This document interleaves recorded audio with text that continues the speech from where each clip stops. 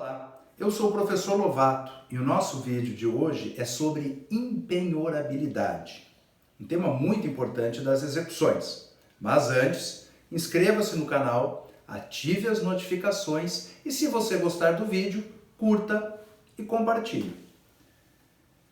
A empenhorabilidade, ela está prevista lá no artigo 789 do Código de Processo Civil e é um corolário, uma consequência do princípio da responsabilidade patrimonial do executado. O 789, ele estabelece que para o cumprimento, leia-se forçado, de uma obrigação, o devedor responde com todos os seus bens, presentes e futuros, e agora é que vem a parte que nos interessa hoje, salvo as restrições previstas em lei. Pois bem, essas restrições previstas em lei, essas restrições à responsabilidade patrimonial se referem justamente aos bens impenhoráveis. Araquém de Assis, no Manual de Execução, faz uma ótima classificação da empenhorabilidade. Ele classifica a empenhorabilidade como sendo absoluta ou relativa. Isso é muito importante, porque a empenhorabilidade absoluta é aquela empenhorabilidade que não comporta exceções, ou seja, o bem absolutamente impenhorável não responderá por dívida nenhuma. Ele não poderá ser penhorado em nenhuma hipótese. Já a empenhorabilidade relativa significa dizer que o bem é empenhorável, mas que responde por determinadas obrigações. Então, se o bem for relativamente impenhorável, você tem que primeiro analisar a natureza da obrigação que você está executando, para só então saber se poderá enquadrar aquele bem como impenhorável ou como penhorável. Bom, a empenhorabilidade absoluta, ela existe como uma exceção à regra geral. A regra geral é que a empenhorabilidade seja relativa, tá? Mas a empenhorabilidade absoluta, ela existe em pouquíssimas hipóteses. No artigo 833, que é o artigo que trata dos bens impenhoráveis no Código de Processo Civil, nós temos como absolutamente impenhoráveis os bens públicos, e aí é uma questão bastante óbvia. Se você pegar o 910, você vai ver que não existe o instituto da penhora na execução contra a fazenda pública. Então a fazenda pública, ela não é citada para pagar sob pena de penhora, como acontece com as execuções normais previstas no 829. A fazenda pública, ela é citada para opor embargos. Só depois dos embargos julgados é que vai se proceder ao pagamento, mediante requisição de pequeno valor, a RPV, ou precatório. Então a figura da penhora, ela não existe em relação aos bens públicos. Mesmo aqueles bens conhecidos como bens dominicais do artigo 100 do CPC, que são os bens disponíveis, que a fazenda pública pode alienar, pode vender, né? Esses bens também não são penhoráveis, justamente porque não há o instituto da penhora no procedimento de execução contra a fazenda pública. E um outro bem absolutamente impenhorável é o seguro de vida. Só que atenção, aqui eu estou falando da apólice, do contrato de seguro de vida. Porque um seguro de vida, ele envolve três sujeitos. O segurado não tem crédito nenhum com o seguro de vida, ele só tem despesa.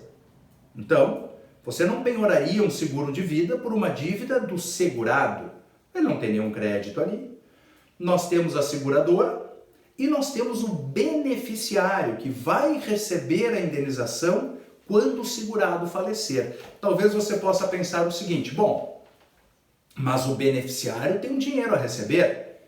Eu não posso penhorar, porque lá no 789 está escrito bens presentes e futuros. Eu não posso penhorar a apólice como bem futuro, não seria uma modalidade de garantia da execução.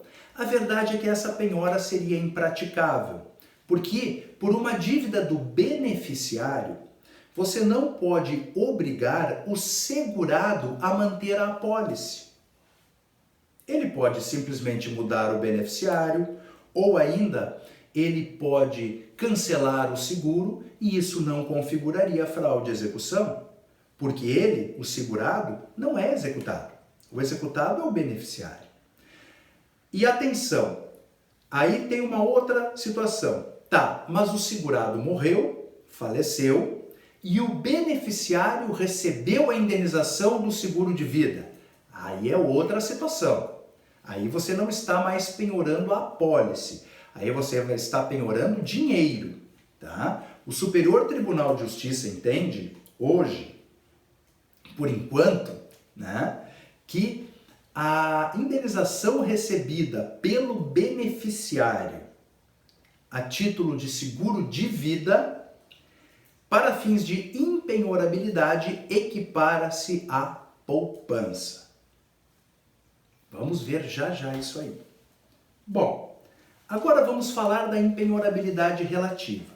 O artigo 833, que é o artigo que traz o rol de bens impenhoráveis no Código de Processo Civil, ele traz as relativizadoras da impenhorabilidade nos parágrafos 1º, 2º e 3º. E se vocês analisarem esses parágrafos, vocês verão que sobra pouca coisa para tratar como absolutamente impenhorável.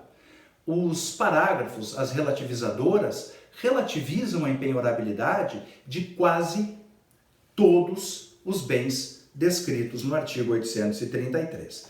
Então, a primeira relativizadora, ela está no parágrafo 1º do 833, que são aquelas obrigações, vejam o que eu falei antes, depende da natureza da obrigação.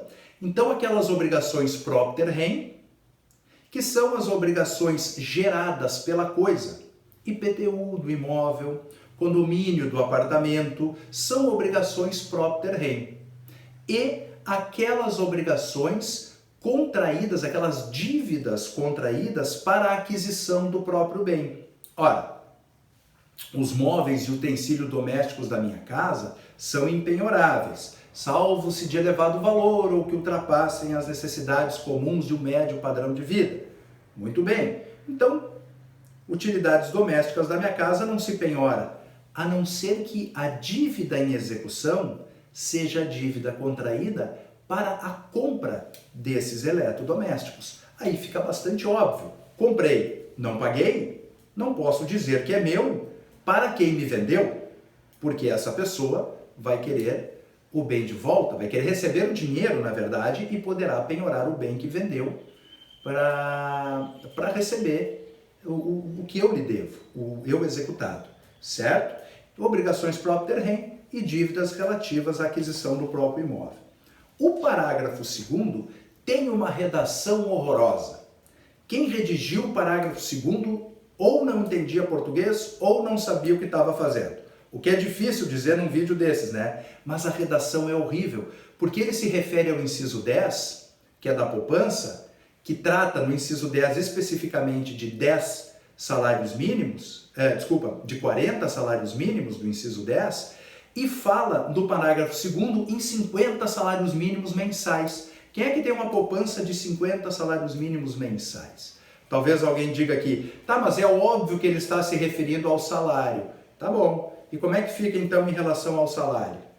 Imaginem honorários, 50 salários mínimos mensais. Um advogado, ele recebe um alvará de 60 mil reais. Um alvará. Entra na relativização no parágrafo 2º, não é mensal, é pago de uma vez só. Mensal é todo mês, garantido, salário. Então nós temos que tomar muito cuidado. Então vamos pensar diferente, vamos interpretar este parágrafo 2º. Este parágrafo 2º, ele trabalha com a seguinte máxima: verbas remuneratórias de natureza alimentar do inciso 4 do artigo 833 podem ser penhoradas em execução de alimentos até o limite de 50% do valor líquido. De onde eu tirei esse 50%? Do artigo 529.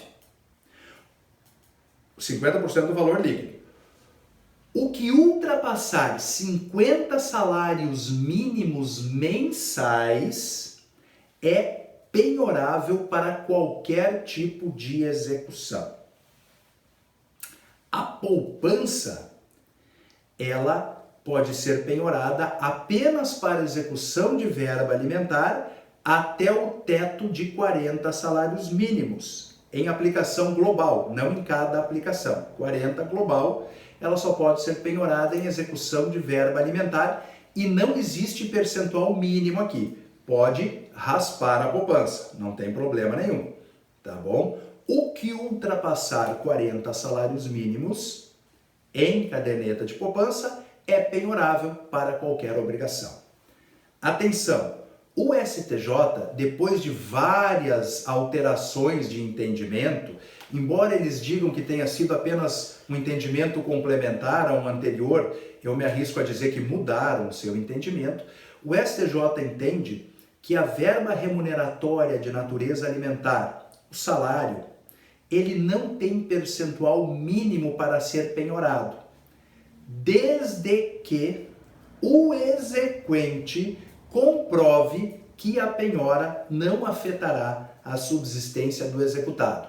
Provinha difícil essa, né? Mas, enfim, é um ônus que, se conseguir ser cumprido, certo? Autoriza até a penhora de 100% do salário, se for o caso, tá? Lembre-se, não pode afetar a subsistência do executado. A terceira relativizadora da empenhorabilidade está no parágrafo 3º do 833 e trata do maquinário agrícola do produtor rural. Porque o inciso 5 do 833, ele trata como impenhoráveis os instrumentos de trabalho. E o interessante é que este parágrafo 3º, ele fixa a relativização da empenhorabilidade nos instrumentos de trabalho, no maquinário agrícola, do produtor rural, pessoa física ou empresário individual. Por que só esses dois? Sinceramente, não sei explicar.